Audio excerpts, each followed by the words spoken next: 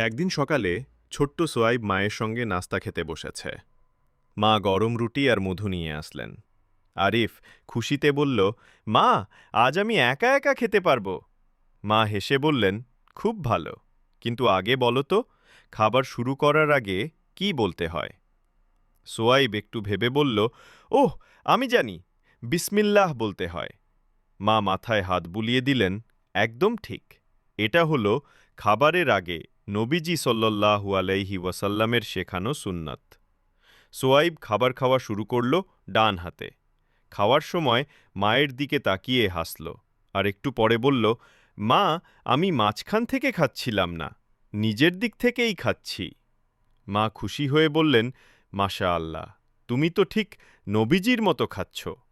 খাওয়া শেষে আরিফ বলল, আলহামদুলিল্লাহ।